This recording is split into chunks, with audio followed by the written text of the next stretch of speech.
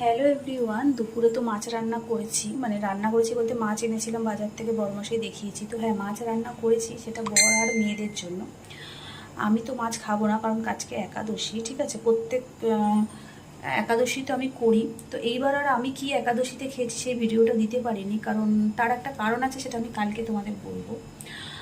আর একটু টেনশনের মধ্যে ছিলাম, তারপর মিষ্টিও খুব, মানে আমার ছোটো মেয়েটা খুব কান্নাকাটি করছিল, ওই জন্য আর ভিডিওটা করা হয়নি। তাই জন্য আর আমি দুপুরে কিছু খাইও নি, সেটাই হলো বড় কথা। বিকেলের দিকে ওই একটু লুচি, 5-6টা মতো লুচি, একটা আম ছিল, আম কেটে আর একটু চা করে ওই দিয়েই খেয়েছি।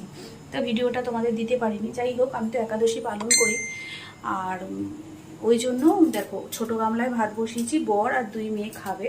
আর আমি যেটা রাতে খাবো সেটা হলো এই যে দেখো, মিষ্টি দই আছে এর মধ্যে, আর এই যে চিড়ে আনা হয়েছে, চিড়ে দিয়ে দই দিয়ে রাত্রিবেলা খেয়ে শুয়ে পড়বো, ঠিক আছে। তো চলো, টাটা, সবাইকে শুভরাত্রি।